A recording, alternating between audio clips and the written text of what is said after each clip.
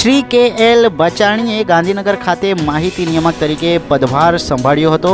Shri બચાણી 2010ની બેચના IAS officer છે। આ પહેલાં તેઓ જિલ્લા કલેક્ટર ખેડા તરીકે કાર્યરત હતા।